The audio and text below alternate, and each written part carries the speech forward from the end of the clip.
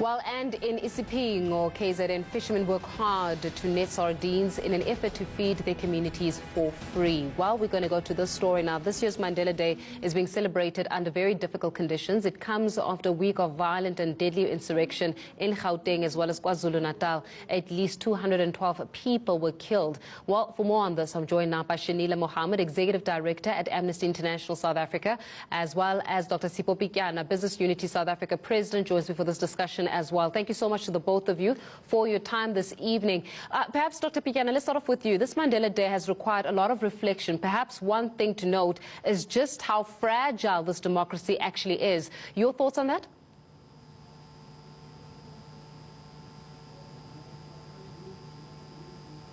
Hi, Dr. Pityana. Just unmute yourself and then we can continue with our conversation. Do we have you now? Thank you. Apologies. Can you hear me? No, that's fine. We can hear you Can loud. You hear me now? Yes, we've got you loud and clear. Go ahead. Well, Faith, good evening to you and your viewers. Indeed, this Mandela Day comes when a dark cloud hangs over our democratic project, one that is our founder of our nation, whom we celebrate every year, with great effort and dedication and sacrifice. Helped us deliver a free South Africa. And indeed, it is upon us to ensure that those who are seeking to undermine that great achievement do not succeed in their attempts. Yeah, Shenilla, also government has admitted that they were ill-prepared for this insurgence or insurrection. So just how intelligent is our intelligence? I mean, just looking at what transpired within the past few weeks, one wonders whether or not we're sitting ducks for any disruption lurking in the darkness. Good evening, Faith, and good evening to your viewers. Yes, it appears that the government was totally, I mean, the president himself admitted that they were caught totally by surprise. They were overwhelmed. Now, that is worrying to, for South Africans to hear, for the simple reason that, many South Africans were anticipating something following the incarceration of Jacob Zuma. And to hear that the government was overwhelmed and was unprepared is unacceptable, especially, Faith, as we're sitting here today on Nelson Mandela Day with 200 people plus who have lost their lives in the past 10 days or so. Yeah, but then, Dr. Pityana, just building on from what Shenilla is just saying, it's one thing for government to admit the fact that they were caught off guard and that they did not have the necessary resources to be able to see this. But it's another thing to let it get out of control. And one wonders till today, why was not enough done to at least intervene where we saw that people were looting? The police just looked overwhelmed, law enforcement looked overwhelmed, and just one wonders exactly what is government doing at this point, and is it truly really strong enough to withstand any form of insurrection? Well, Faith, I'd like to remind the viewers that in March of this year, about 200 South African citizens gathered to launch a campaign called Defend Our Democracy. And in the statement that we issued on that day, we warned that there are signs of state increasing inability to protect its citizens.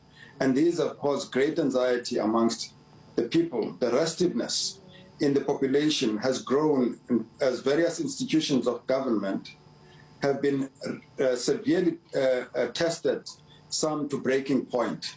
So not only did these 200 individuals who don't have the complex machinery and resources that the state has foresee that there was a threat to our democracy posed by people who have over a period of time been systematically engaged in undermining the state system, and that as the net of the law was drawing closer and closer, they were getting to employ desperate measures.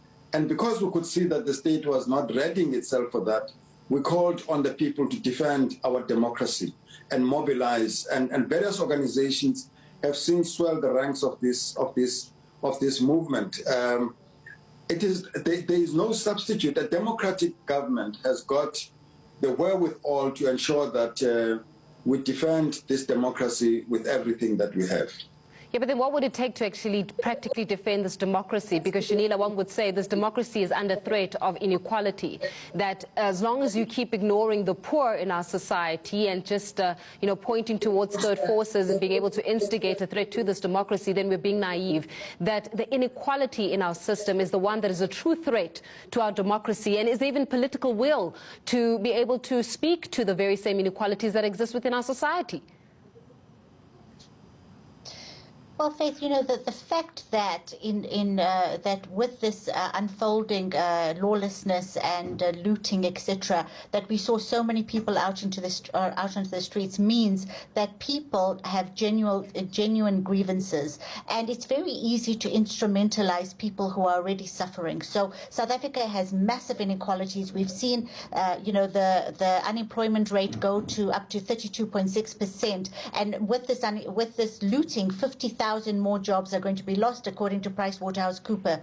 We've seen over 10 million people who are reported to be starving. So even before the looting, even before COVID, we had a government that did not deal with the socio-economic challenges in this country in an effective way, and as a result we're seeing what we saw today. And you're absolutely right, the biggest threat to this country is actually the socio-economic challenges, and the fact that the majority of the people in this country are not living lives that are with dignity and where they are accessing their basic human rights. People don't have water, they don't have housing, etc. But the one thing that is very clear also is that the state has also been very, very lax in dealing with issues of violence in the past. And so this is why we have this whole issue of impunity, where even today we saw in Hammersdale where, as soon as the police disappeared, the looters and the arsonists came back again. And again, if you go back to the history, when there has been violence in this country, like attacks on xenophobia against foreigners, other protest attacks, there's been very little will on the part of the government to deal with this. So what we're sitting with, Faith, is actually a mess. We have a country where the people are suffering, and we also have a state that is incapable of delivering what it's supposed to, even when it comes to the safety and security of the nation. And of course, Dr. Pityana, when we're speaking about the mess in government, we need not forget that the ruling party is indeed part of this government, the African National Congress. In your opinion, the ANC as it currently stands with its infighting, when its factions inside of it, is it truly strong enough to help lead this South Africa towards a better position, towards a better dispensation, if would be? Well, Faith, I want to start by disabusing each other of the idea that the architects of this insurrection and chaos and mayhem in our country are somewhat champions of the poor and advocates of equality in society. After all, they disabled the state, they siphoned off resources that the state intended to address the lot of the poor, and ensure that the resources are taken to greedy individual networks that extend beyond our borders, and that money is siphoned off from schools that are built for the poor, from hospitals, housing, and all kinds of infrastructure that would boost this economy to enable it to employ more people. So they have been the architects of programs that have been intended to undermine everything that the government has been driving to, in fact, reverse the inequalities in society. So these are not champions of the cause of the poor.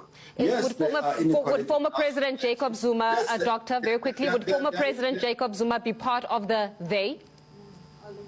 Well, it's quite clear. I mean, the point that we make in our Defend Our Democracy campaign is very clear. We make the point much early on that these people have now gotten to a desperate point. It's very clear there's a litany of evidence that has been put in full display to South African public through the Zondo Commission, the SARS Commission, and many others, that resources that would have changed the lot of the poor in this country were taken away and stolen by these very same people.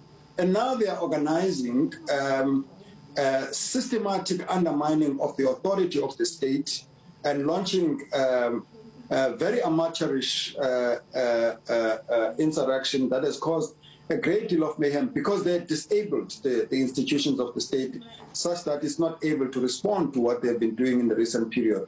So we shouldn't confuse the cause of the poor. Of course, we must deal with inequalities in society. Of course, we must deal with addressing the needs of poor people. But we must accept that what we've been faced with in the last week is work of dark forces that are seeking to undermine our democracy.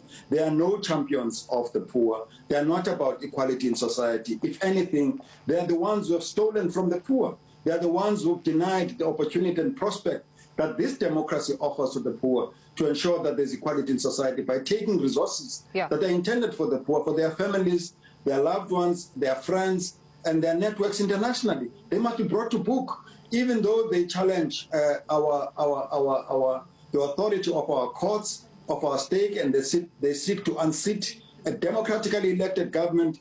The people must not allow it to happen.